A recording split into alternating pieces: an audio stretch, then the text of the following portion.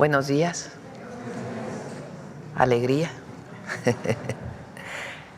Bueno, hoy está con nosotros el director general del Instituto Mexicano del Seguro Social, Zoé Robledo. Él nos va a hablar de cuánto empleo se ha generado, cómo se ha incrementado el salario medio. Son buenas noticias del mes de noviembre. El humanismo mexicano no solamente representa fraternidad por el bien de todos, primero los pobres, sino que da resultados para toda la economía y para todas y todos los mexicanos. Entonces nos va a presentar esto Zoé y después al final la cápsula de Suave Patria. Vamos, Zoé. Gracias. Muchas gracias, con su permiso, Presidenta. Muy buenos días a todos y a todas. Comentarles, como saben, desde 1997 el IMSS reporta de forma mensual la información de los puestos de trabajo que se crearon en el mes anterior, y a partir del 2020 esta estadística pues ya es una cifra de interés nacional dentro de las que considera así el propio INEGI. Entonces vamos a ver cómo vamos, cómo nos fue en noviembre. Y bueno, la buena noticia, si nos pueden poner la primera lámina, es que al 30 de noviembre del 2024 los puestos de trabajo afiliados al IMSS son 22.643.638. Es nuevamente la cifra más alta que se tiene registrado en toda la historia. Y en la siguiente podemos ver que durante noviembre se registró una creación de empleo de 24.696 nuevos puestos de trabajo. Aquí hay un tema importante. Había cierta atención sobre lo que iba a ocurrir respecto a que por primera vez, como ustedes lo saben, hubo un cambio de gobierno, un cambio de administración que no ocurrió en diciembre, sino que ocurrió en octubre, y que eso siempre, por temas administrativos, puede generar alguna disminución. Afortunadamente, el número fue positivo y estamos seguros que va a seguir creciendo. Pero además, dentro de este mismo universo de empleo al mes de noviembre, tenemos que se han creado en 2024 619.252 empleos, es decir, tenemos una tasa de crecimiento del 2.8%. Y si lo tomamos en los últimos 12 meses, digamos de noviembre a noviembre, se han creado 232.370 puestos de trabajo, es decir, también hay un incremento, en este caso del 1%. Ahora, también hemos estado trayendo no solamente el número, sino también la calidad de estos empleos. Si nos pueden poner la siguiente, y esto tiene que ver mucho a políticas de la Cuarta Transformación. Una muy reconocida en todo el planeta, que es el incremento al salario mínimo, y cómo este incremento al salario mínimo incrementa el salario promedio, el salario base de cotización del IMSS, es decir, lo que ganan los trabajadores y las trabajadoras del IMSS. Tenemos un reporte de un salario promedio, un salario base de cotización en noviembre en 584.1 pesos diarios.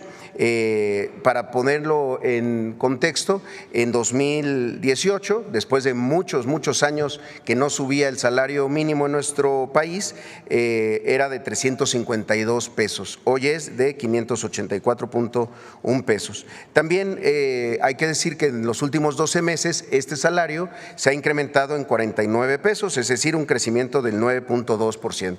Por eso la noticia que dio la presidenta Claudia Sheinbaum esta semana del incremento del 12% al salario mínimo nos indica que el salario base de cotización va a seguir creciendo en los siguientes años. Ahora, también respecto a la calidad del empleo, si pasamos la siguiente, tenemos esta cifra. El 86.6% de los empleos son permanentes, el resto son trabajos eventuales, es decir, 19.613.000 empleos son permanentes. ¿Por qué es esto importante? Porque antes, y sobre todo antes de que hubiera la reforma en materia de outsourcing, de subcontratación y demás, era mucho más común que el porcentaje de empleos eventuales fuera mayor que el porcentaje de empleos permanentes. Por eso nos da tanto gusto que a la fecha del empleo registrado en este 2024, 97.5 sea empleo permanente. Y un dato adicional, si pasamos a la siguiente, es la participación de las mujeres en el mercado laboral. Del total de puestos de trabajo afiliados al IMSS, un total de 9.130.964 son mujeres, lo que representa un 40% del empleo total. Un dato por demás importante es que las mujeres representan el 95% del empleo que se ha creado en los últimos 12 meses. De lo que se ha creado de noviembre a noviembre, 95% han sido mujeres, es decir, hay un incremento de la participación de las mujeres y estamos seguros que en el tiempo de las mujeres este dato va a seguir creciendo. Finalmente, dos datos adicionales que queríamos traer el día de hoy es el de trabajadoras y trabajadores independientes. Como saben, en el marco de toda una estrategia para abrir las puertas de la seguridad social a trabajadoras y trabajadores que históricamente se habían quedado fuera de la seguridad social, como las trabajadoras y los trabajadores del hogar, pero también los trabajadores por cuenta propia. Hoy tenemos que con este nuevo esquema de aseguramiento, con lo que se accede a las 5 ramas de los seguros, enfermedades y maternidad, riesgos de trabajo, invalidez y vida, retiros, cesantía en edad avanzada, la pensión y las guarderías, tenemos que al 30 de noviembre hay ya 271,000 personas afiliadas bajo esta modalidad. Esto es de lo más importante porque en los mecanismos de aseguramiento previo que se tenían para trabajadores por cuenta propia, solo se había llegado a registros de 25,000 en el máximo histórico, hoy son 271,000. Y por último, queremos, si nos permite, Presidenta, solamente hacer una promoción, que nos interesa mucho, en la siguiente. Escuchamos mucho que en este debate sobre los órganos autónomos y en particular el órgano garante de transparencia, una de las cosas que se iba a perder era la forma como un trabajador, una trabajadora podía saber el tema de su registro patronal y entonces que tenía que hacer una solicitud al INAI para que entonces le dijeran esto. Esto es falso, porque desde hace ya varios años lanzamos este reporte personalizado de cotización al IMSS. ¿Qué significa esto? Que una persona, un trabajador, una trabajadora se registra una sola vez con un correo electrónico y mes con mes le llega un correo donde conoce de manera automática qué patrones lo registraron en el instituto, cuántos días cotizó en el mes anterior y cuál es su salario registrado ante el IMSS. Esto sin necesidad de ir a una ventanilla, sin necesidad, por supuesto, de ir al INAI, lo hace el trabajador o la trabajadora. Y a la fecha tenemos ya 4.6 millones de personas que reciben de manera automática, mes con mes, su registro. No se necesitaba hacer una solicitud, como se llegó a decir, ante el INAI, ni mucho menos ya ante una ventanilla. Por eso lo queremos seguir promoviendo, trabajadoras en el registro personalizado de cotización al IMSS. Con un solo correo electrónico pueden recibir esta información mes con mes, porque también, como nos lo ha dicho la Presidenta, no hay mejores supervisores, no hay mejores auditores que los propios ciudadanos. Es la información que tenemos el día de hoy. Muchísimas gracias. Gracias. Pues son muy buenas noticias. A ver, pon otra vez el de incremento de el empleo.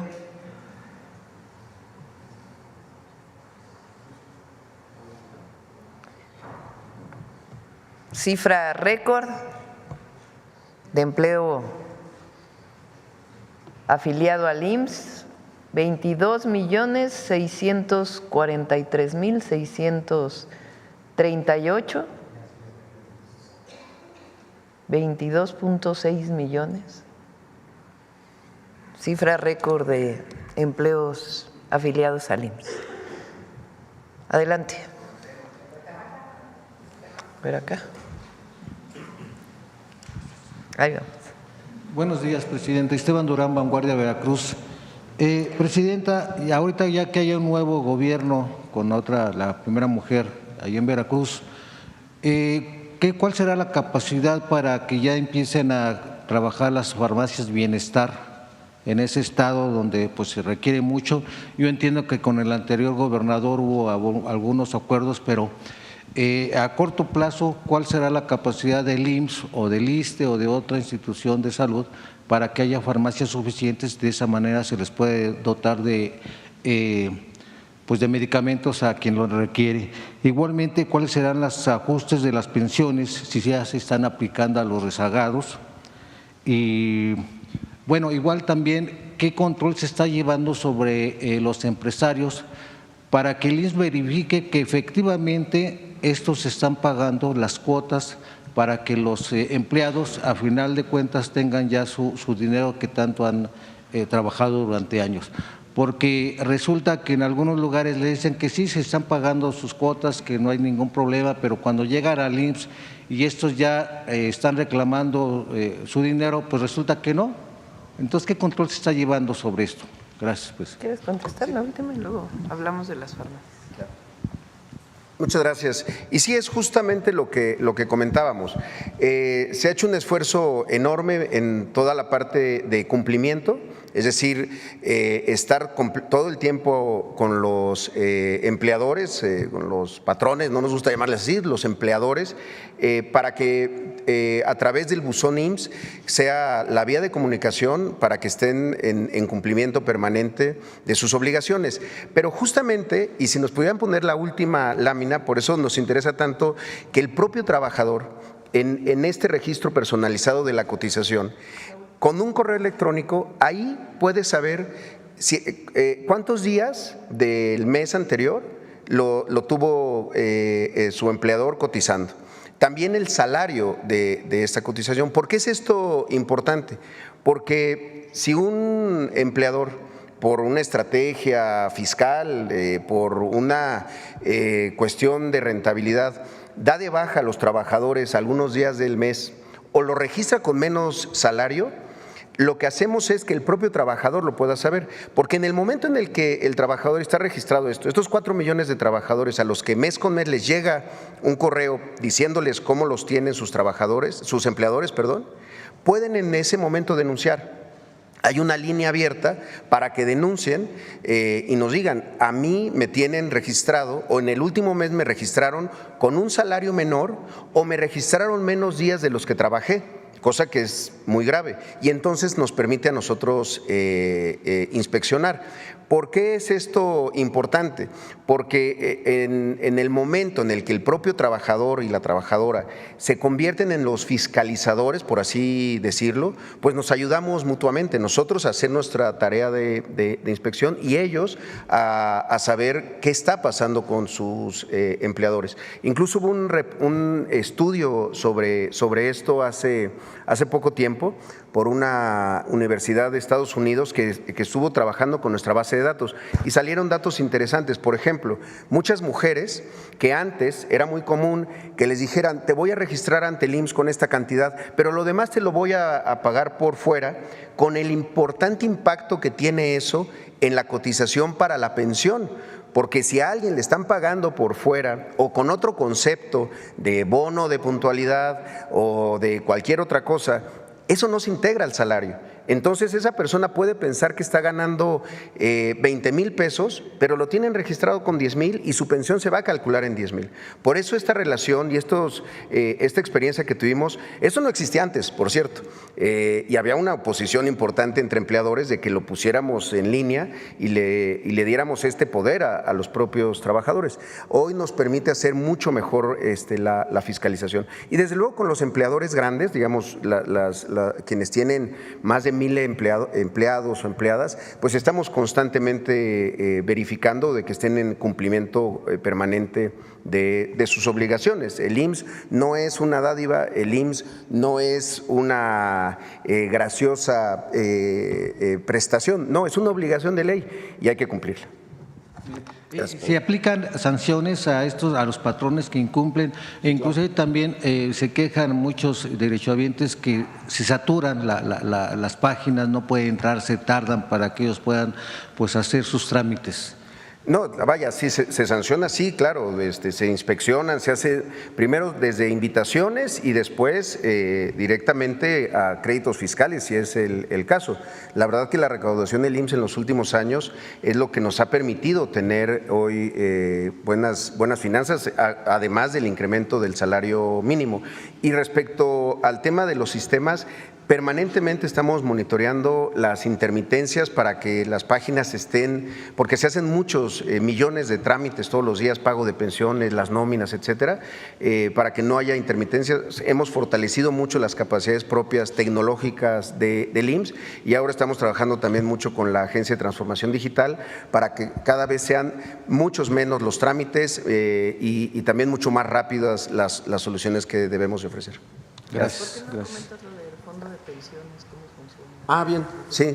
Bueno, también el tema del Fondo de Pensiones para el Bienestar, que es algo también muy relevante, porque como saben se hizo toda una reforma para que aquellos trabajadores que estuvieran igual o menor sus ingresos después de que ya estuvieron pensionados al salario base de cotización del IMSS, que en el momento que se hizo era de 17,600 pesos, como recordarán, se buscaron que con diferentes fuentes de financiamiento, entre ellas el tema de las cuentas no reclamadas de Afore, se pudiera hacer el Fondo de Pensiones para el Bienestar para poder equiparar a todos los trabajadores a ese salario base promedio. Es decir, que todos aquellos que a causa de las dos reformas que se hicieron, la del gobierno de Ernesto Zedillo y la del gobierno de Calderón para el caso del ISSSTE, pudieran equipararse. Ya se había hecho un esfuerzo muy grande para que la pensión, el monto de la pensión subiera con la reforma del 2020, pero aún así estábamos teniendo lo que se llama tasas de sustitución, que es qué porcentaje de tu último salario estás recibiendo como pensión, de cerca del 60%. Ahí fue cuando se determinó que para estos trabajadores que estuvieran en estos niveles salariales se hiciera este complemento, este copete le llaman a algunos, pero digamos es un complemento que ya al día de hoy está funcionando muy bien. Hay cerca de 70,000 trabajadoras y trabajadores que ya están recibiendo el fondo, el complemento con el Fondo de Pensiones para el Bienestar. Hoy este número parece que todavía es bajo, pero si lo vemos proyectado hacia adelante, en el 2035 aproximadamente van a ser 2 millones de trabajadoras y trabajadores que ya estarán pensionados en el nuevo esquema de cuentas individuales. Entonces, ahí es en donde ese complemento va a ser clave para que realmente estemos alcanzando el derecho a la pensión, el derecho a una vejez digna, tranquila y desde luego saludable. Y además hay una cuestión adicional.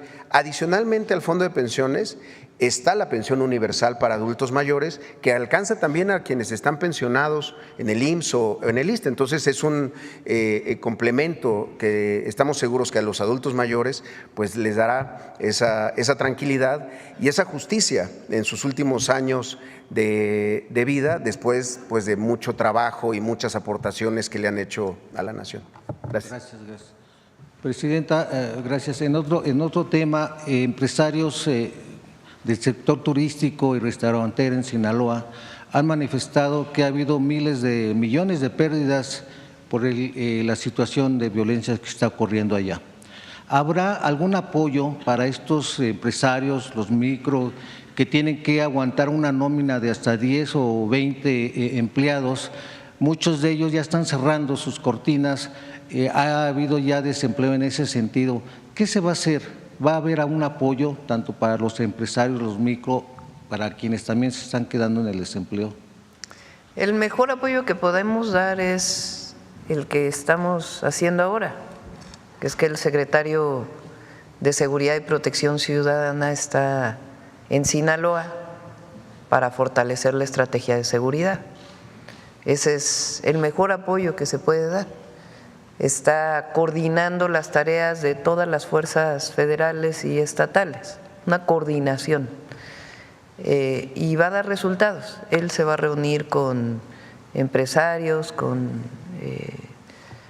De hecho, ya está dando resultados en términos de detenciones para bajar los homicidios y otros índices de otros delitos que también se han incrementado, pues tiene que consolidarse la estrategia y va a funcionar, y ese es el mejor apoyo que podemos dar.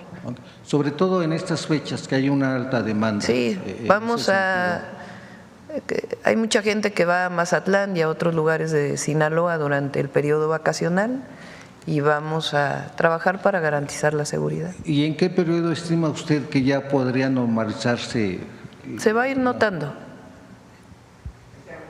Bien, Presidenta, ya finalmente en otro tema, el presidente de la Jucopo en la Cámara de Diputados anunció que habrá una nueva ley de juegos y sorteos, que esta data de 1946, un reglamento que ya no sirve, ya no funciona, y que con este nuevo reglamento, bueno, pues se podría combatir a la corrupción, evitar las extorsiones y así de esa manera habrá una mejor recaudación fiscal. Igualmente mejorar la situación laboral de quienes trabajan ahí.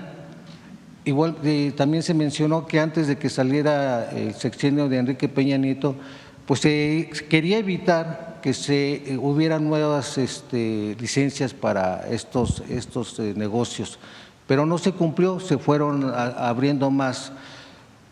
¿Qué posibilidad habría también, Presidenta? En ese sentido también se da un respiro a la industria hípica que está prácticamente ya en la agonía, se están perdiendo empleos, los quienes trabajan de esta industria pues están pidiendo que si se podría igualmente que el ejército pues tuviera las riendas del Hipódromo de las Américas para evitar la corrupción, para evitar que otras empresas ajenas a esta situación le están dando mucho auge a los casinos, le están dando prioridad a estos casinos. ¿Qué es lo que va a suceder con el hipódromo, Presidenta? Ellos demandan apoyo. Es una concesión, está concesionado el hipódromo.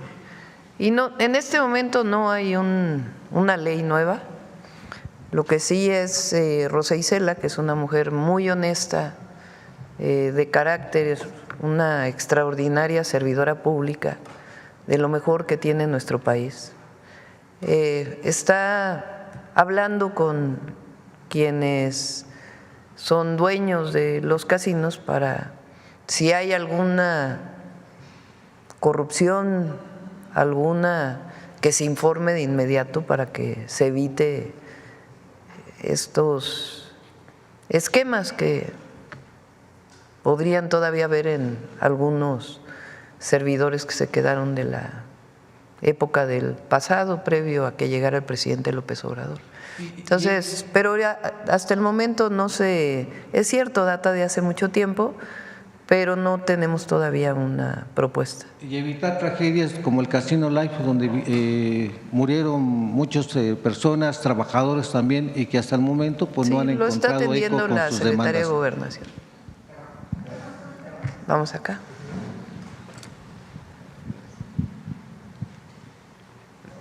Bueno, ¿qué tal? Muy buenos días a todos y a todas. Juan Hernández de Diario Basta, Tabasco Hoy, Campeche Hoy y Quintana Roo Hoy de Grupo Cantón. Me voy a sentar por la cuestión de las cámaras. Muchas gracias, Presidenta. Precisamente del tema, quisiera preguntarle sobre esta transformación, porque es la palabra adecuada, de lo que se ha venido dando de los salarios y en este caso de la creación de empleos en México. Porque por un lado hay que recordar que tenemos ahí a dos expresidentes que han estado haciendo críticas precisamente al modelo humanista que se empezó a implementar desde la llegada en este caso del presidente Andrés Manuel López Obrador. ¿Y a qué me refiero con esto? Me refiero a Ernesto Zedillo y a Felipe Calderón, el mal llamado presidente del empleo, o que se autodenominó el presidente del empleo. Ver, por ejemplo, cómo se ha dado esta tendencia en mejorar, primero la creación de empleos y empleos de calidad, pero sobre todo lo que es la evolución de los salarios, porque dentro de nuestro trabajo como periodistas, pues nos toca recibir las opiniones, pues ya sea de especialistas o en este caso de los legisladores y políticos, que de alguna manera siempre están buscando denostar este trabajo que se ha venido haciendo en los últimos años, pero que en realidad o una de dos, o se les olvida lo que realmente eran estos empleos mal pagados o incluso prácticas nocivas, como en este caso es el outsourcing, que es neoliberal, y también de alguna manera pues hacerle ver al pueblo de México pues cómo se ha venido transformando precisamente empleos, lo que es salarios y también en este caso pensiones, que pues tal parece que se les ha olvidado. Esa sería mi primera pregunta. En 2018 cambió el régimen, el modelo económico y la manera de gobernar. Una transformación de fondo en nuestro país que llegó con un movimiento social que venía luchando desde hace muchos años y que se fue consolidando en este movimiento que encabezó el presidente Andrés Manuel López Obrador. En 2018 el pueblo de México dijo basta del pasado, basta del régimen de corrupción y privilegios. Ese régimen de corrupción y privilegios que representó el neoliberalismo de 1982 con Miguel de la Madrid hasta el 2018 con el gobierno de Peña Nieto, fueron 36 años en donde se caracterizan por dos temas o dos ejes. Uno, una visión que venía de los organismos financieros internacionales, que venía de la Escuela de Chicago, que venía De Harvard. sí, la visión neoliberal. Esa visión lo que plantea, que ya por cierto cada vez es menos, lo que plantea es que el mercado resuelve todos los problemas, que el Estado debe convertirse en un regulador y que no hay derechos, que todo es mercancía a poner en el mercado y que el propio mercado va a generar las condiciones para que todos vivan bien. Una visión ideológica que lo que generó fue disminución en el presupuesto educativo, de salud, y convertir la educación, la salud en mercancía, no en derecho. La visión universal y fraterna de los derechos humanos se quedó relegada frente a la idolatría del mercado. Esa misma ideología planteaba que si se apoyaba a los de arriba, eso está escrito, la teoría del, tú debes saber cómo se dice en inglés, del goteo, de que si se apoyaba a los de arriba, iba a gotear hacia abajo. De ahí viene pues muchas cosas que se hicieron. Y que el gobierno y el Estado no deben tener empresas porque son pésimos administradores, que solamente traen corrupción. Entonces, una ideología traída de fuera. Y eso provocó lo que platicábamos ayer, la venta de empresas mexicanas, nacionales, estatales. Y la otra, la corrupción. Por eso el presidente López Obrador decía, no es neoliberalismo, es neoporfirismo, porque es la entrega de los recursos naturales y empresas de la nación y la corrupción, el vínculo que se hizo entre un grupo que se adueñó de esas empresas y que al final acabó gobernando México. Y que en todo ese periodo pues los beneficios iban para allá. Uno de los mayores ejemplos pues es el Fobaproa. Por eso decía ayer, viene el periodo de Salinas. Para los jóvenes que no vivieron aquella época, no sé ustedes cuántos años tienen, a mí sí me tocó. Se decía, México está entrando a los países de primer mundo. Ahí nos hicimos parte de la Organización para la Cooperación y el Desarrollo Económico, que son los países industrializados, y ya México ya entró al primer mundo. Pues, ¿cuál sería el tema? Que termina el sexenio de Salinas y viene una crisis profunda y se echan la culpa entre ellos, entre Zedillo y Salinas, que si fue el error de diciembre, que si fue producto del pasado, pero al final, ¿qué demuestra? Que todo eso que dijeron durante esos 6 años, pues acabó en una crisis profunda y se dedicaron a rescatar a esas empresas con cero transparencia. Muchas que no necesitaban rescates fueron rescatadas y hoy todavía seguimos pagando esa deuda de aquel rescate. Y muchos deudores de la banca que perdieron casas, que perdieron pequeños negocios, que perdieron automóviles porque la tasa de interés se fue al cielo y ya no podían pagar, nunca fueron rescatados, nunca fueron apoyados. Entonces, un modelo, una visión, y por otro lado, una tremenda corrupción. En aquellas épocas decían, antes robaban de las empresas estatales, ahora se robaron las empresas estatales. Así decían en aquellas épocas. Entonces, en 2018 el pueblo de México dijo, basta, basta, basta, porque además eso fue acompañado de fraudes electorales. Esta idea de que el neoliberalismo trajo la democracia, el 88, fraude electoral. El 94, el terrible asesinato de Colosio, gana ahí sí la presidencia Zedillo. El 2000, supuestamente la gran transición, Fox, que era, la gente lo vio como un cambio después de tantos años de priismo. Y en 2006, bueno, desde el desafuero, la traición a la democracia. Pero además siguieron gobernando igual. Y luego el fraude del 2006, con el que llega un presidente espurio, Calderón.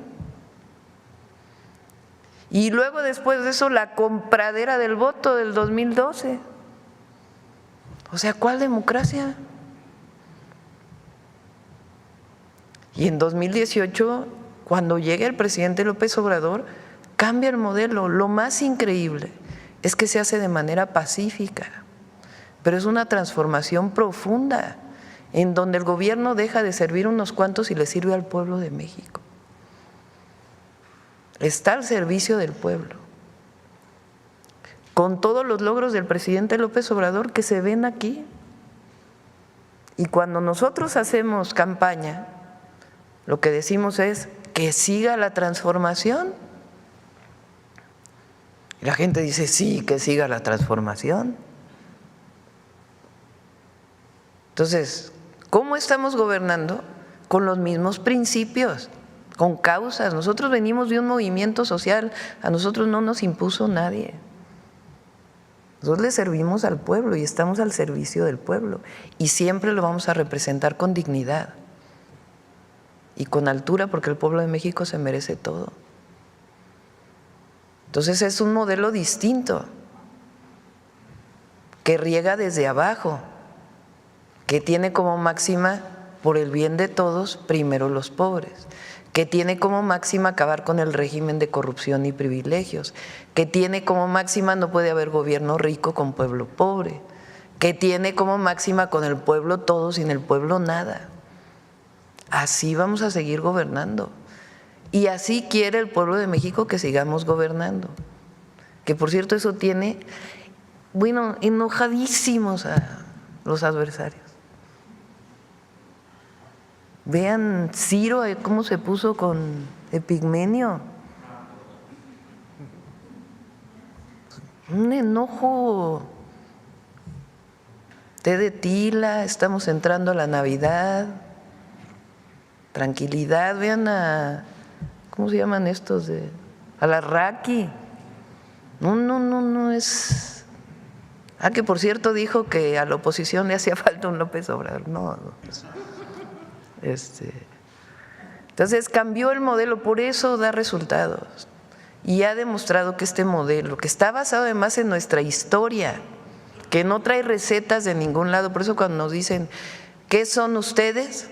Todos los motes que nos ponen, somos humanistas. Eso es lo que somos. Nosotros damos la mano al que se queda atrás. Y eso es nuestro pueblo, eso es el pueblo de México. El pueblo de México no deja a nadie atrás. Bueno, pues ahora sí que de todos modos se van a enojar. ¿Por qué? Porque hoy en la mañana, pues, presidente, pues nos amanezamos con una noticia, ¿no? Y digo, y la voy a leer porque leí el artículo, entonces separé algunos pequeños fragmentos. Pues hoy amanecemos con la noticia de Claudia Sheinbaum, una de las 25 mujeres más influyentes del mundo, según Financial Times. Y bueno, preguntar su opinión de esta distinción que hace uno de los rotativos más reconocidos del mundo. Y cito una de sus frases de su artículo: celebramos a las mujeres que están rehaciendo el mundo en el que vivimos hoy. Y bueno, ya usted lo ubican entre figuras reconocidas de la política, del deporte, de deporte, de todo. Sí es novedad. Sí, o sea, realmente sí, o sea, de todas las áreas. Y bueno, voy a citar a algunas personas, ¿no? Como, bueno, en este caso Kamala Harris, la cantante Taylor Swift, Cristina Junqueira, analista, Fei Li, Christine Lagarde. O sea, realmente, como feminista, bueno, le cito otra frase: como feminista de toda la vida, está dedicada a presentar un frente fuerte contra las tácticas de intimidación. ¿Contra las qué? Tácticas de intimidación. Preguntarle precisamente su opinión de que usted, un rotativo, hace precisamente una distinción a una mexicana entre las mujeres más influyentes, pero sobre todo le reconocen el trabajo y la labor que ha venido realizando como científica, como gobernante de la Ciudad de México, pero ahora como la primera presidenta de México. Digo, y bueno, ahí también voy a dejar en claro, aquí nadie me está pagando la pregunta, pero es un tema que, sí, o sea, si alguien saca un tema de este tipo, ya le están pagando, no voy a decir quién, pero ahí seguramente va a estar rabiando al rato, ¿no? Pero sí confunden el sacar un trabajo periodístico que lo está sacando de otro lado, y que aquí le estoy preguntando precisamente esta distinción que le hacen no solamente a usted, sino al gobierno, al pueblo de México, porque fue el pueblo quien le dio le dio a usted pues la oportunidad de estar aquí al frente y estar aquí con usted, con nosotros, informándonos. El poder es humildad, y lo que uno nunca puede es tomar estas notas como para volarse, porque eso no va con un gobierno de la Cuarta Transformación. Lo que hay es un reconocimiento a lo que está pasando en México. Yo lo dije, que siga la transformación y es tiempo de mujeres. Y eso se percibe, se siente en nuestro país. Y ese es el reconocimiento que hay al momento que está viviendo México. Entonces, yo pienso que en efecto es un reconocimiento al pueblo de México. Y bueno, y finalmente, doctora, aunque ya es a toro pasado, pero sí quiero hacer aquí patente que el pasado sábado Tabasco hoy cumplió 37 años de compromiso de estar informando al pueblo de México, de estar pues al pie del cañón. Tabasco hoy crea Diario Basta, y bueno, yo estoy aquí representando a Tabasco hoy, y pues sí quisiera atreverme a pedirle un mensaje a mis compañeros, porque fue gracias a ellos. Muchas felicidades a la familia Cantón y muchas felicidades al medio y a todos sus trabajadores y trabajadoras por estos 37 años. Nancy. Gracias, Presidenta. Buenos días a todas y a todos. Buenos días, Presidenta. Nancy Flores, de la revista Contralínea. Hace unos días se anunció un donativo de 900 millones de pesos a la Fundación Teletón. En este caso, el presidente de esta fundación, el empresario Emilio Azcárraga Gallán, pues tiene un problema en Estados Unidos por un presunto caso de corrupción que estaría ligado a sobornos a la FIFA. Por este tema, pues se tuvo que separar, momentáneamente para atender el asunto ante las autoridades estadounidenses del Grupo Televisa. No se separó de la Fundación Teletón. También al frente de esta fundación estuvo en su momento Fernando Landeros y estuvo presente en este anuncio. Fernando Landeros estuvo trabajando bastante tiempo con Claudio X González Guajardo en la Asociación Civil Mexicanos Primero, que es esta asociación creada por empresarios, por la oligarquía, para influir en las políticas públicas educativas, sobre todo con la intención de privatizar la educación en todos sus niveles. Le comento el asunto de Fernando Landeros porque cuando estaba en esta Asociación Civil Mexicanos Primero se asignó un sueldo de 350,000 pesos y esto va en contra de las reglas que tienen fundaciones y asociaciones civiles, que dicen que para el caso de los directivos, pues estos no deben de ganar, ni siquiera el 40% de la rentabilidad o de los ingresos de estas asociaciones, pero además que su trabajo tiene que ser forzosamente altruista. La preocupación acerca de que se les dé este donativo de dinero público no solo tiene que ver con estos personajes que están al frente de la Fundación Teletón, que sí tiene también esta labor con los niños con estas capacidades diferentes, sino sobre todo porque en el caso de los informes que ha presentado al SAT a mediados de este año, se refieren a algunas situaciones que son muy importantes que se revisen. Por ejemplo, en estos informes financieros que revisó la revista Contralínea, se indica que la Fundación Teletón especuló con 1,700 millones de pesos en 2023 en inversiones en instrumentos financieros, también en fondos de inversión dolarizados y en fondos de renta fija, 1,700 millones de pesos en 2023. Además, se mantiene un guardadito de 1,900 millones de pesos que no aplicó en ninguno de sus programas.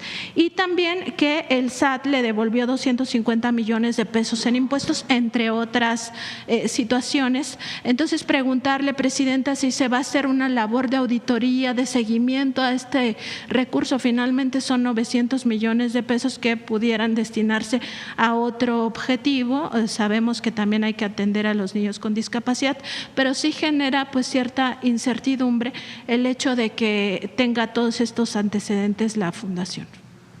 El esquema en que se da este apoyo, que viene desde el presidente López Obrador, es un esquema en donde se les da a las familias de manera directa por la Secretaría de Bienestar.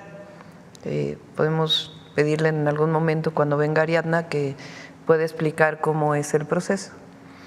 No es un donativo a ninguno de los miembros de la fundación, que en todo caso pues tienen que explicar lo que tú planteas, sino directo a las familias. Y es algo que viene ya desde antes. Fundación Teletón, más allá de esto que en todo caso tendrá que explicarlo quiénes son sus miembros, sí cumple una función de beneficio social, de altruismo.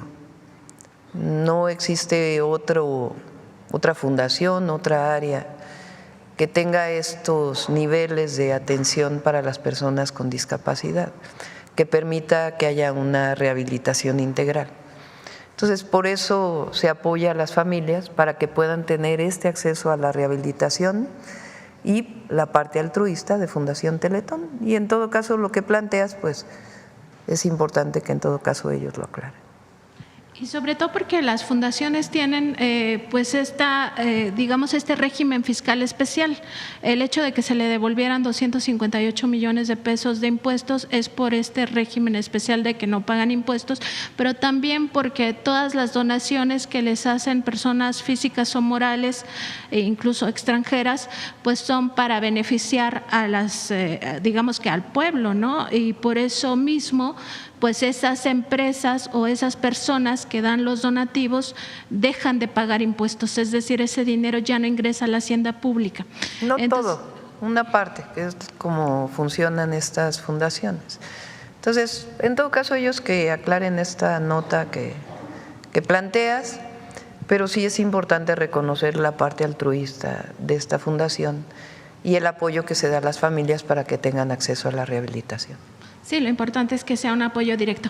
En el tema de las fundaciones, también hace unas semanas le consulté sobre los refugios que tiene la ex legisladora panista Rosy Orozco, que ella sigue manejando desde Estados Unidos, porque huyó allá hace 3 años, cuando empezaron las investigaciones, sigue manejando financieramente estos refugios. El caso del refugio en el Estado de México, pues opera, ya lo confirmamos, de forma clandestina, no tiene ni siquiera los permisos. Y aquí el problema es que pues son refugios destinados a menores de edad que fueron víctimas de trata y siguen en circunstancias de esta naturaleza. La exdirectora del refugio Camino a Casa, que está sentado aquí en la Ciudad de México, hizo una denuncia penal en la Fiscalía de Tlalpan, pero ya al momento de irla a ratificar la semana pasada, pues le informaron que no existe ninguna denuncia penal que ratificar porque no la tenían ni siquiera a la mano, es decir, la desaparecieron. Preguntarle, Presidenta, si tuvieron oportunidad en su gabinete de revisar este asunto, si ya le dieron alguna información al respecto y cómo se podría atender. Sí, lo tomamos desde entonces. Le pedí a la secretaria Rosa Isela que pudiera revisar con la Fiscalía y con las fiscalías para ver en qué van estas investigaciones, y sí lo tenemos en el Gabinete de Seguridad y cuando tengamos algo más lo informamos. Y finalmente, Presidenta, preguntarle si van a hacer un llamado usted a los legisladores para que estas iniciativas de reforma que tienen que ver con la prohibición del fracking, la prohibición de la minería a cielo abierto y la prohibición del maíz transgénico para consumo humano se hagan, digamos, pronto.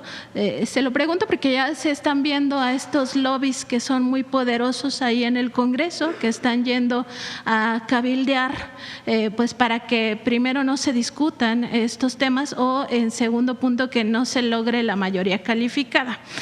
Nosotros sabemos que, por ejemplo, el Grupo México o la Camimex, que representa a estas mineras canadienses, las refresqueras, ya están ahí presionando pues por sus propios intereses, que no quieren que se avance en este punto, que sería muy importante para el pueblo de México. Entonces, preguntarle si haría un llamado o se dejaría para después del periodo vacacional o cómo se trabajaría en estos temas. Muchas gracias. Sobre las 2 reformas constitucionales, en el primer caso, la Comisión de Puntos Legislativos, ¿se llama? Puntos Constitucionales, del periodo anterior, le agregó una redacción relacionada con la importación de maíz amarillo, en donde puso que solamente se podría importar maíz quebrado, creo que se llama. Y eso tiene efectos muy importantes en la economía de nuestro país. Entonces está trabajando con ellos para recuperar la parte fundamental de la reforma, que es que no se siembre en México maíz transgénico.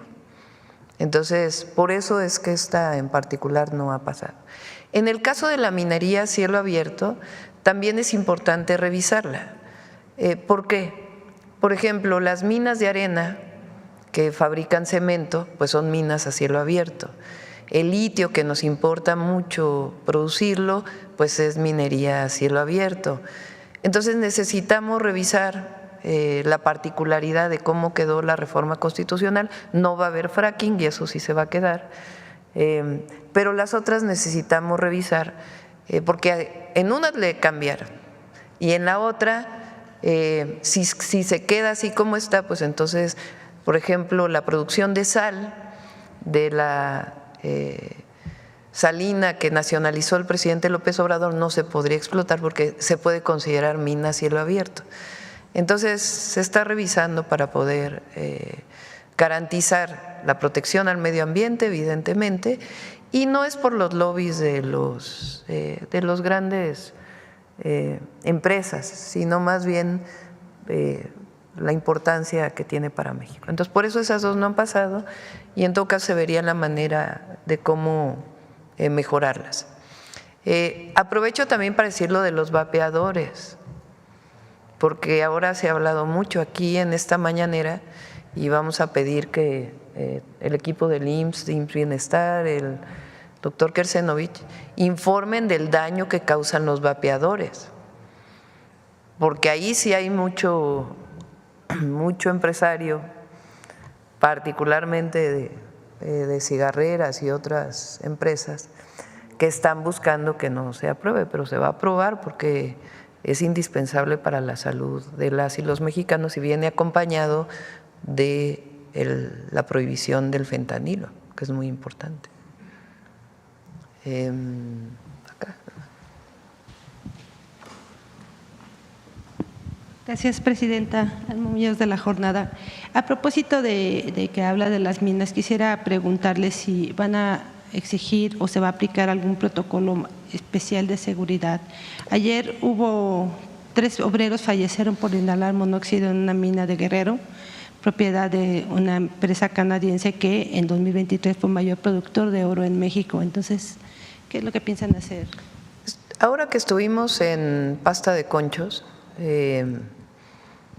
las familias y los trabajadores mineros nos plantearon varios temas, unos relacionados con el apoyo a las familias y el rescate que se está haciendo de los mineros en Pasta de Conchos, y la otra es la seguridad de las y los trabajadores mineros. Le pedí a Marat, al secretario del Trabajo, que se incrementen las inspecciones y que se revise a fondo, porque lo vi hoy en la nota de La Jornada. No puede ser que aquí se apliquen unas normas por empresas canadienses y en Canadá se apliquen otras. Entonces está ya revisando el caso del secretario del Trabajo y en particular sobre esta mina, la coordinadora de Protección Civil para el apoyo que requieren las familias, pero sí es un tema que todavía está pendiente y que es indispensable que se trabaje. Hay veces que son las grandes mineras y otras que son pequeñas mineras, como particularmente en Coahuila, Mineras del Carbón, que son pequeñas minas, en donde tiene que garantizarse la seguridad de los mineros. Gracias. Y por otro lado, ayer el próximo presidente de Estados Unidos, Donald Trump, dijo que usted le reclamó en aquella llamada lo de los aranceles. ¿Fue así? Él comenta que usted le dijo, ¿por qué me estás haciendo esto? ¿Fue así o cómo ocurrió ese reclamo? El presidente Donald Trump tiene una manera de comunicar. Fue como cuando tuvimos la llamada y él hace una publicación donde dice que vamos a cerrar la frontera y pues nunca se habló de eso en la llamada. Tampoco lo que les planteé aquí fue así la llamada. Dije que hay una estrategia de México para atender la migración que evita que lleguen las caravanas a la frontera norte con una visión humanitaria y de atención a los migrantes. Hablamos del tema del fentanilo y en qué se puede colaborar con respeto a nuestras soberanías en temas de investigación, inteligencia. Le planteé la campaña, que él hizo una publicación reciente de que va a impulsar una campaña. Esencialmente fue la llamada sobre esos temas. Nunca vamos a…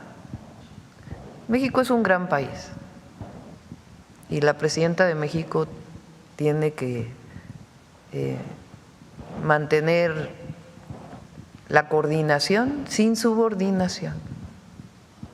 Entonces, no voy a entrar tampoco a un debate, él tiene su manera de comunicar esta forma, pero pueden tener la certeza las y los mexicanos que nunca vamos a agachar la cabeza ni a ser indignos en una conversación. Entonces, tampoco se trata de entrar ahora en una… Hay que evitar también caer en cualquier provocación, es importante. Entonces, pero tengan la certeza de que siempre vamos a representar a México de manera digna. Y por otro lado, hoy también se publica que la cifra de multimillonarios mexicanos… Como se lo merecen las y los mexicanos en México y en Estados Unidos. Sí, gracias. Por otro lado, hoy se publica que subió la cifra de multimillonarios mexicanos de 14 a 22. Eso significa que también lo que usted hablaba hace rato, que no nada más es para los pobres, sino que también todo el mundo está bien con la cuarta transformación, pareciera. Usted tiene ayer hablaron también, a propósito de la reunión que tuvo con el Consejo en la comida, esa certeza de inversión, ¿qué tanto va a poder incluso beneficiar a los millonarios o cómo los ha beneficiado aquí en México? Por el bien de todos, primero los pobres es eso. Por el bien de todos y de todas, primero los que menos tienen. Y el gobierno tiene la obligación, un gobierno de la Cuarta Transformación, porque tenemos la obligación moral, ética y por convicción de atender primero al que menos tiene, al humilde, al que humillaron durante tanto tiempo. Nosotros tenemos esa obligación y así vamos a seguir trabajando. Ahora, cuando hay recursos en la economía, fíjense, son el próximo año más de 800,000 millones de pesos que van, estamos hablando, así como lo contabilizan en Estados Unidos, por ejemplo, que nosotros los miles de millones, para ellos son billones, ¿no? 800,000 millones de pesos son 40 en dólares, son 40,000. 40, a ver, ahora sí que háganme la cuenta, en dólares, 800,000 millones de pesos.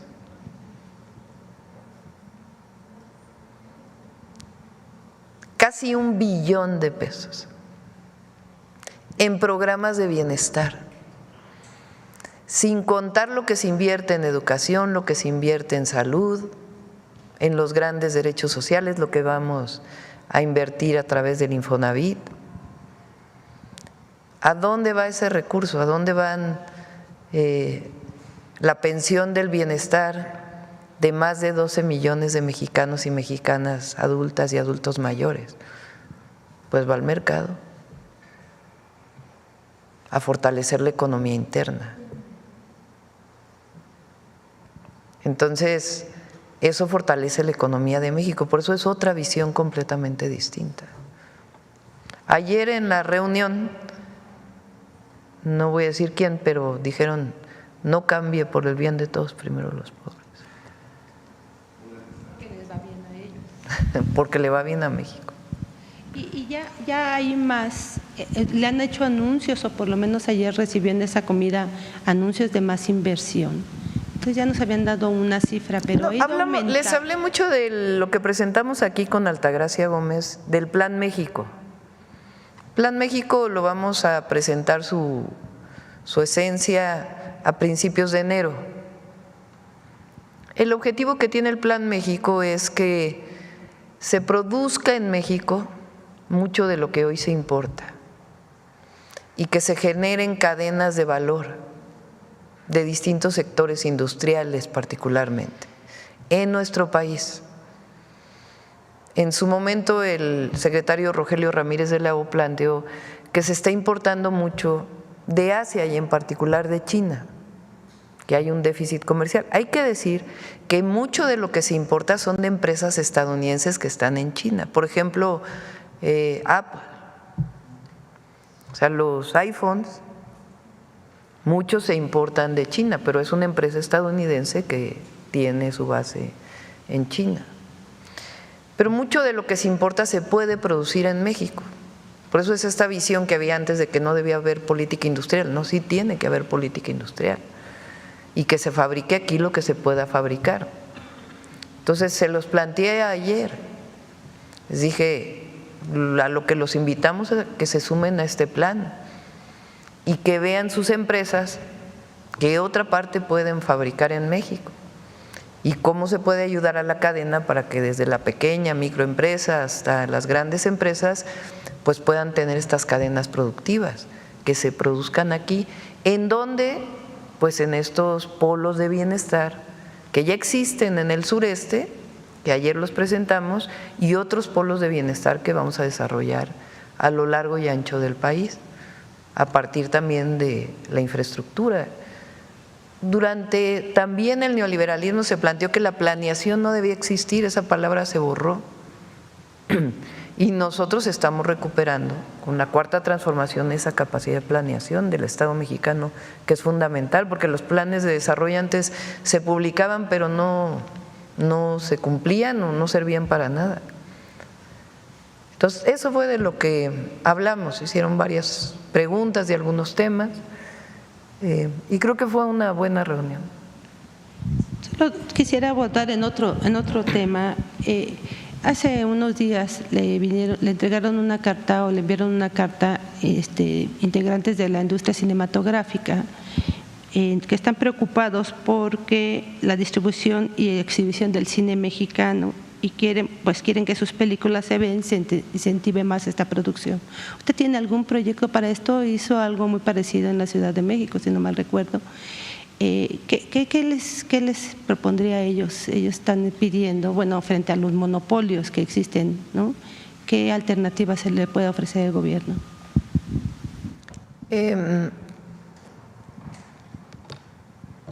Son varios temas. Quizás sería bueno que viniera la Secretaría de Cultura. Hay un equipo de casi puras mujeres que está encargado del cine en nuestro país y se mantuvo el apoyo fiscal que existe desde hace mucho tiempo, incluso se incrementó un poquito.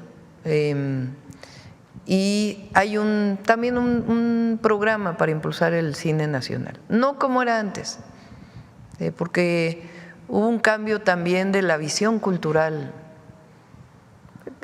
Durante todo el periodo neoliberal también había esta visión de que las y los mexicanos y nuestras culturas y las culturas que dieron origen a México había que borrarlas. Y justamente en el periodo del presidente López Obrador, el cine apoyó muchísimo cine de directores que vienen de pueblos originarios y eso se va a mantener. Pero hay un plan para el cine nacional, le comento a Claudia que venga, hay un plan para apoyar a las escuelas del INA y del IMBAL, que fue un compromiso que yo establecí a través de Claudia con los estudiantes y los profesores, también para apoyo al cine y también a los medios públicos. También van a recibir un apoyo.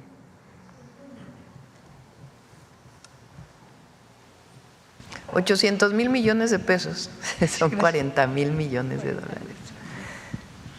O sea, 40 billones de dólares, como lo… O sea, es que los miles de millones en México, en Estados Unidos son billones. Ellos no usan el miles de millones, sino pasan de millones a billones de manera directa. Con apoyo para su producción y su fortaleza. Buenos días, Presidenta. José Manuel Fuentes, de Capital 21, Corazón de la Capital. Preguntarle sobre el tema de lo del IMSS. ¿En qué zonas del país se han dado el mayor número de nuevos asegurados, Presidenta?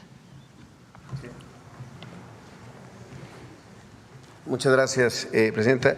Y es una muy buena pregunta porque hay una clarísima vinculación también de estos mitos, como lo ha estado diciendo la presidenta, de que lo público siempre era peor que lo privado, que el salario mínimo creaba inflación y demás.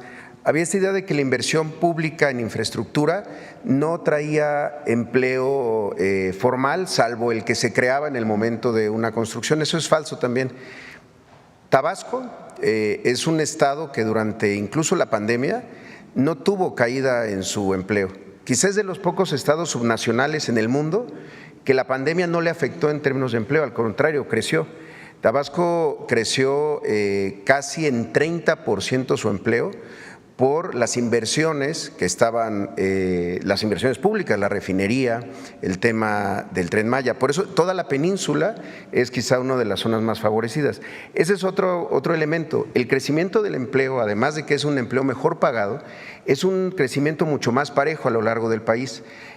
Antes, donde se veía el crecimiento del empleo era generalmente en el norte del país, cuando fue el boom de las maquiladoras, un empleo precario, no solo mal pagado, precario, con condiciones de riesgo de trabajo en una maquiladora. Cuando inició este modelo, pues sí, se veía muy bien que se crearan muchos empleos en la frontera, pero eran empleos mal pagados. Ahora la distribución es mucho mejor. Otro estado con un crecimiento destacado, Nayarit, que ha tenido tanto por el tema de turismo, pero también por inversiones públicas que se han hecho en ese estado. Se calcula que por cada 10 empleos vinculados a un proyecto de infraestructura público, ya sea un puerto, un aeropuerto, los trenes, las carreteras, incluso los hospitales, se crean 4 empleos en la economía formal. Entonces son de los estados. El sureste por primera vez tuvo tasas iguales o superiores a algunos estados tradicionalmente con más empleo formal, sobre todo en el norte del país. Presidente, y solo que se hace una aclaración, porque hace rato dije que de 70,000 trabajadores que ya han recibido el complemento, tuve un error. El 70% de quienes han pedido una pensión por viudez y que se les ha resuelto, que son cerca de 2,500 personas, 70% han sido beneficiarias del Fondo de Pensiones para el Bienestar. Por eso decía, es un número hoy pequeñito, pero que va a crecer mucho. Pero 70%, no 70,000, perdón. Pero sí, ese es el dato sobre esa distribución del empleo. Muchas gracias. En segundo tema, Presidenta, la jefa de gobierno, Clara Brugada, anunció una inversión de 10,000 millones de pesos en vivienda social. Preguntarle su opinión, pero también sabemos que la Ciudad de México pues está viviendo una crisis de vivienda. Los números señalan que esta crisis se da sobre todo en el gobierno de Miguel Ángel Mancera, cuando el cártel inmobiliario pues va cobrando fuerza. Preguntarle también qué tanto jugó el cártel inmobiliario y cuál va a ser la colaboración también para mitigar pues esos efectos que dejó el cártel inmobiliario junto con la jefa de gobierno. Durante el periodo particularmente de Mancera, no solamente las construcciones ilegales, sino que además se promovió mucho la vivienda de, digamos, nivel medio alto y alto, con el proceso que se llama de gentrificación, que es decir, que se expulsa a los habitantes originarios, subiéndoles el predial y otros mecanismos, tienen que dejar sus viviendas, lo compran desarrolladores inmobiliarios y entonces entra habitantes nuevos a esas colonias y pasan de ser colonias en algunos casos populares a colonias de otro nivel económico. Se promovió mucho eso. Cuando llegué yo a la Ciudad de México, si recuerdan, incluso tuve muchas críticas de los desarrolladores inmobiliarios porque hicimos más de 100 clausuras a desarrollos inmobiliarios y se nos criticó porque estábamos parando la industria inmobiliaria de vivienda. Pero en ese momento lo que no podíamos dejar que siguieran las construcciones ilegales que tenían validados 8 pisos y que ya estaban construyendo 20. Entonces se clausuraron, se hizo una mesa de trabajo y se reorientaron casi todos esos desarrollos inmobiliarios para que cumplieran con el uso de suelo o con la norma. Ahí estaba Ileana Villalobos, que hoy es una de las subsecretarias de Medio Ambiente, que hizo ese trabajo muy importante. Digamos que se puso orden hasta donde se pudo, ¿no? Porque en la Benito Juárez pues siguieron haciendo otras cosas. Y Clara pues tiene esta visión también, que está bien que haya producción privada de vivienda, pero tiene que haber producción social de vivienda, que alcance, o sea, que sea a precios accesibles, porque eso generó pues un incremento en el suelo. Para comprar un terreno pues era muy caro. Entonces Clara tiene la idea de desarrollar vivienda social, que es muy bueno, y es lo mismo que nosotros estamos haciendo a nivel nacional. El 1 millón de viviendas pues son viviendas accesibles, una parte con Infonavit y otra parte a través de la CONAVI, y vamos a colaborar en la Ciudad de México, ahí donde podamos hacerlo, para poder conjuntar los esfuerzos de Clara y los esfuerzos de nosotros, igual en otros estados de la República. Gracias, presidente. Y en el último tema, aprovechando ahorita que se sacó el tema de que en Financial Times la reconoce a usted, y también hay que recordar la revista Time, usted ha generado pues un gran liderazgo en América Latina, lo vimos en la cumbre del G20, y también hemos visto que México pues está pues apuntalando para pues ser una potencia en diferentes áreas. Preguntarle lo de ayer, también lo del corredor interoceánico, si se va a acercar México para promocionar este corredor con los otros países. Vemos que en el G20 se reunió con este grupo MICTA, que está Turquía, Corea del Sur, Vietnam. Aprovechar este acercamiento, ¿usted tiene planeado algo para promocionar este corredor interoceánico, no solamente con Asia, sino también con otros países, por ejemplo Sudáfrica, que también se va a llevar a cabo el G20 el próximo año? Sí hay no las promociones que se hacían antes, que era, no sé ni cuánto gastaban, que era pues mucha corrupción. El lunes vamos a presentar la promoción del Tren Maya, que tiene la empresa de la Secretaría de la Defensa Nacional, con paquetes especiales, y además se está trabajando, en particular en el Tren Maya, con Chiapas, Quintana Roo, Tabasco, Yucatán, Campeche, para que sus propias secretarías de turismo y turismo con Josefina, la Secretaría de Turismo y la Sedena, pues haya una promoción de todos juntos para visitar el Tren Maya. Ya se van a abrir los hoteles, entonces igual con el interoceánico. El interoceánico, para que tenga un enorme potencial la carga, pues tenemos que terminar, ya funciona evidentemente, pero tenemos que terminar el puerto de Salina Cruz, que le va a dar un potencial enorme, y la adecuación del de Coatzacoalcos. Muchas gracias, presidente. Gracias. Acá. Por cierto, que en el tema me quedé pensando, de Estados Unidos y México, va a haber una buena relación con sus características. Y yo veo cómo al final fue la relación entre el presidente Trump y el presidente López Obrador, que todo mundo apostaba que iba a ser una relación difícil, compleja, y al final hubieron acuerdos. Entonces yo estoy convencida que va a haber una buena relación. Pues sí, pero también por eso digo que él pues tiene su manera de comunicar, y también nosotros pues comunicamos siempre con la verdad, ¿no? Buenos días, presidenta. Soy César Huerta, de la revista Polemón. Presidenta, el empresario Ricardo Salinas Pliego afirmó ahora en Argentina que los zurdos de mierda, así dice él, deben regresar a la alcantarilla de donde salieron. También señaló que en México no hay democracia y que con la 4T el país volvió al autoritarismo de los 70. ¿Qué opinión le merece este lenguaje clasista y violento hacia un sector de la sociedad, especialmente cuando proviene de un personaje con tanto poder económico? Pues ya ni tanto, bajaron un montón las acciones de Electra.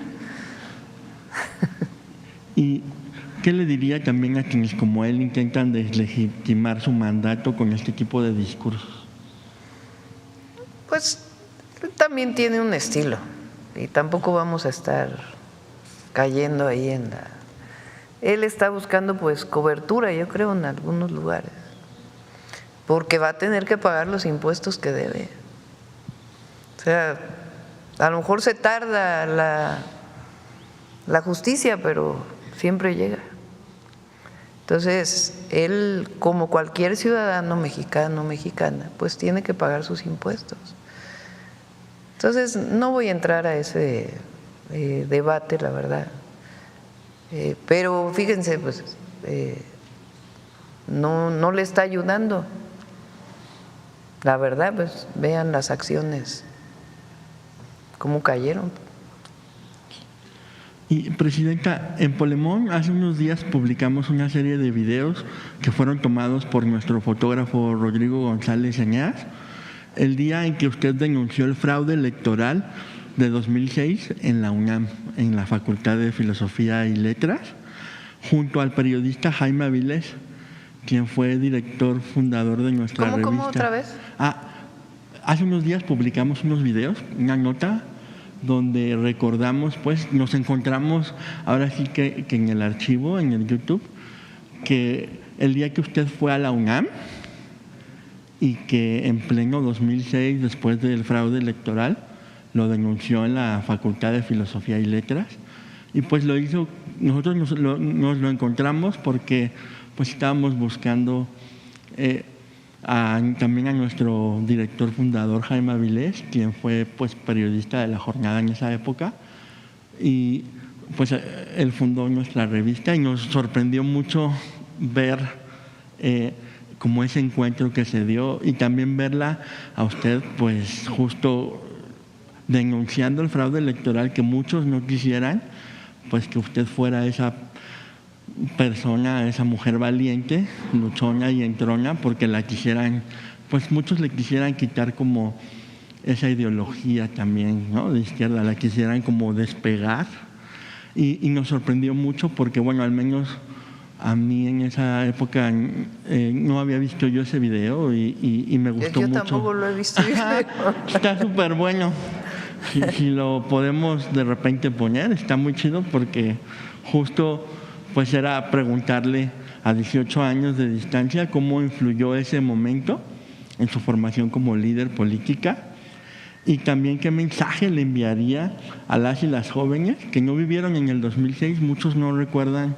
A mí, bueno, yo ya me siento un poco viejo, pero no me tocó vivirlo como en las calles. En Guadalajara era otro contexto, pero no les tocó esas grandes marchas que llegaban hasta el Ángel de la Independencia, luchando contra el fraude, pidiendo el voto por voto, que jamás se hizo. Justo en este contexto, pues, ¿qué mensaje le enviaría a las y los jóvenes que no vivieron en el 2006 y que ahora, pues, justo padecen las consecuencias de la guerra contra el narco de Felipe Calderón? Primero, un reconocimiento a Jaime Avilés. Les voy a platicar algo. Como saben, fui secretaria de Medio Ambiente cuando el entonces presidente López Obrador fue jefe de gobierno de la ciudad. Ahí cuenta en su libro, gracias, la manera en que yo llegué a ser secretaria de Medio Ambiente. Yo era una militante de base, yo estaba trabajando en la UNAM como investigadora del Instituto de Ingeniería y un amigo mutuo, en realidad un amigo de mi madre, Pepe Barberán, él trabajó mucho el fraude del 88 y después era muy cercano al presidente López Obrador, o al después presidente López Obrador. Y entonces él le preguntó a Pepe Barberán, que ya falleció, también nuestro cariño, que si conocía a una mujer joven, era joven entonces, que pudiera ser secretaria de Medio Ambiente. Entonces había un grupo que había formado Mario Molina, que se hizo como muy conocido, que éramos como 200 investigadores, investigadoras de México, de distintos lugares, que estábamos analizando la contaminación atmosférica de la zona metropolitana del Valle de México. Y le dijo, pues de preferencia, porque el doctor Mario Molina le había hablado con él de ese grupo, pues que pertenezca a ese grupo y que sea cercana pues políticamente, ¿no? Y entonces Pepe le dijo, sí, conozco a una. Y así fue como llegué al gobierno. Nos vimos en el Sanborns de San Ángel. Primero me buscó Pepe y le dije, pues déjame platicarlo con la familia. Finalmente decidí que sí. Y entonces me llamó por teléfono y nos vimos en el Sanborns de San Ángel. Ahí acostumbraba a veces estar. Y creo que fue una conversación de 5 minutos. Me dijo, pues quiero que seas la secretaria de Medio Ambiente. ¿Tú sabes bajar la contaminación de la ciudad? Pues creo que sí. Y así fue que llegué. Y después pues participamos en el gobierno. Fue un gobierno que nos unió mucho a todos los que participamos en ese momento, porque vivimos videoescándalos, desafuero, un paraje San Juan, una ofensiva muy fuerte contra el entonces jefe de gobierno. Y cuando él sale a ser candidato a la presidencia, le digo, pues yo me quiero ir con usted, ¿no? Y me dice, no, te tienes que quedar a acabar el segundo piso, porque todavía no lo terminábamos, ¿no? Terminamos el segundo piso y entonces me buscó y me dijo, pues ayúdame a ser vocera de la campaña. Estoy hablando como de mayo, principios de mayo del 2006. Y entonces es que me incorporo.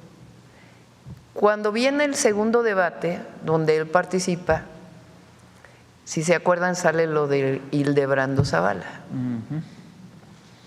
Es decir, un contrato que había tenido Calderón siendo secretario de Energía con su cuñado desde Pemex.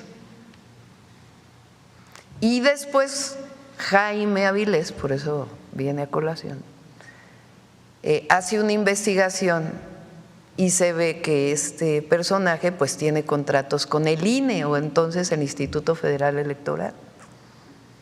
Y de ahí viene pues una investigación muy grande de esos contratos, que después se dijo que parte del fraude vino de ese contrato y en esa época pues convivimos, ya nos conocíamos de antes, pero convivimos mucho con Jaime, ¿no? Porque yo era vocera y él estaba haciendo esas investigaciones y varias veces nos reunimos.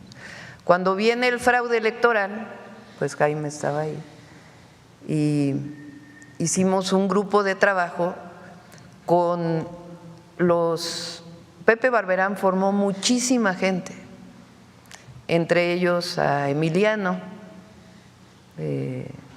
Artiz, que falleció también ya.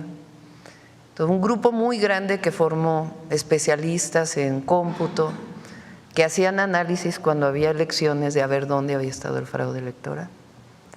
Y entonces ese grupo, y también nos juntamos con Jaime, pues analizamos, ahí encontramos pues que la mayor parte del fraude había estado en la falsificación de las actas, al analizar los famosos datos del PREP.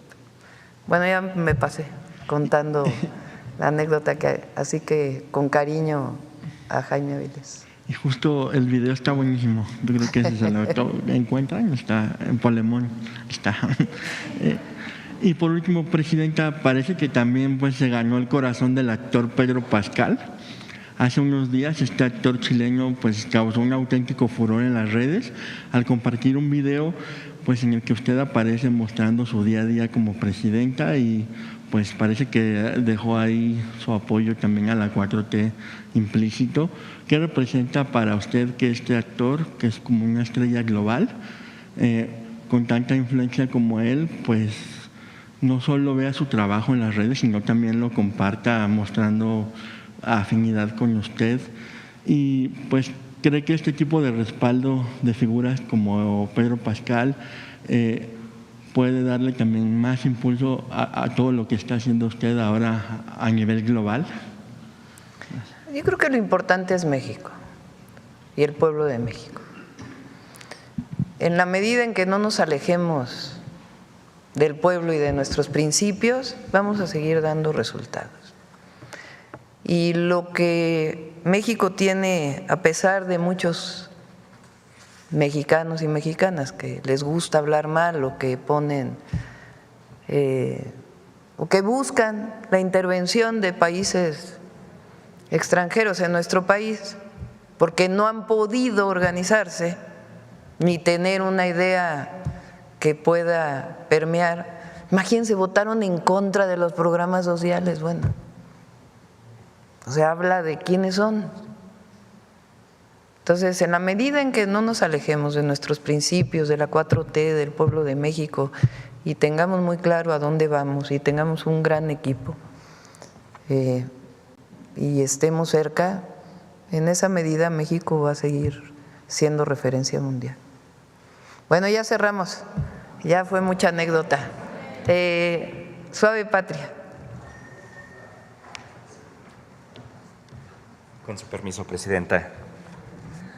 May, desde Palacio Nacional, les acabo de saludar en mi lengua ayuk, mi lengua madre, del municipio de Santa María Tepantlali, Mije, Oaxaca. Hoy, en Suave Patria, conoceremos a la banda femenil de Mujeres del Viento Flórido. Desde la Sierra Oaxaqueña, ellas nos acompañaron a exponer su talento aquí durante el desfile de la Revolución Mexicana. Por primera vez hicieron historia al participar en este desfile, que fue encabezada por la primera comandanta con A suprema de las Fuerzas Armadas de México. Si me lo permite, Presidenta, veamos la cápsula.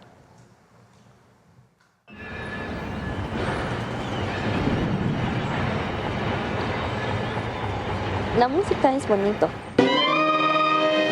porque yo siento que me puedo expresar a través de ella, porque cuando me siento triste o aburrido, pues luego lo agarro, empiezo a tocar lo que sea.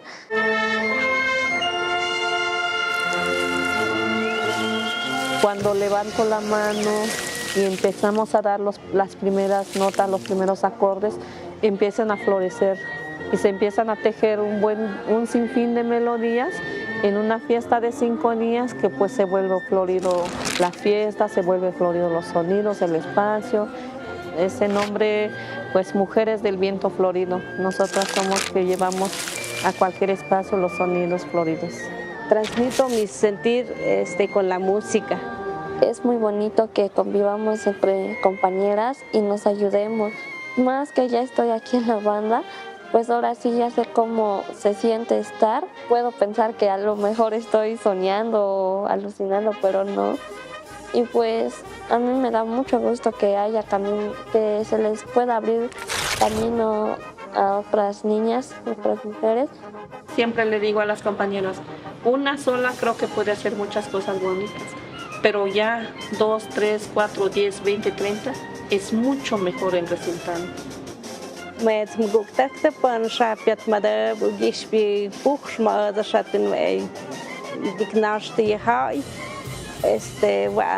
Amdovam kumet penetimem dunam at stund at skanu kui nats merkhana dem desm lukna de mutsta kutmia khana da hat kai khana da odam gache hejin dun bas shan amdai ku stund at pentime chawam na dem zokka.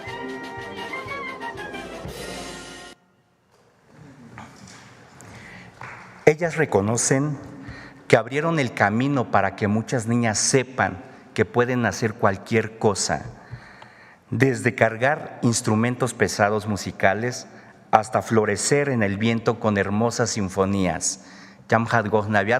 Viernes, Mayam Haití Suave Patria, Dios Cujuy. Nos vemos el próximo viernes en esta nuestra Suave Patria. Muchas gracias. Gracias. Vamos a Chiapas, Oaxaca y a Tamaulipas. Qué bueno que lo preguntas. Está desde el primer momento el secretario de Salud. Es muy triste que haya ocurrido esto. El objetivo primero pues es atender a las familias y se está investigando la causa de estos fallecimientos que se dieron no solo en un hospital, sino en varios, por una bacteria. Se suspendió de inmediato el contrato, se pidió que se suspendiera el contrato y el registro que tenían de este alimento que se da a los pequeñitos, a los bebés, la mayoría son prematuros, como se llaman, no sé si así se diga, nacieron antes de las 40 semanas. COFEPRIS suspendió por lo pronto a la empresa, se está haciendo los estudios de cultivos para saber cuál es la causa y está personalmente el secretario de Salud investigando y por supuesto vamos a dar información. ¿Comunicación con las autoridades sanitarias del Estado de México? El secretario de Salud está con las autoridades sanitarias y se está trabajando en eso. Agradecimiento del pueblo de Acapulco y de Guerrero por su apoyo por el huracán. Yo me pidieron que se lo trajera a usted muchas gracias. Y por la coordinación que vamos el martes para allá, Acapulco. La coordinación que he tenido con la gobernadora Evelyn Salgado y con la alcaldesa Belinda López también, y le agradezco mucho su apoyo. Muchas gracias. Cualquier duda sobre este tema, por favor con Paulina ahí para que el secretario de Salud pueda responderles cualquier pregunta. Muchas gracias. Buenos días.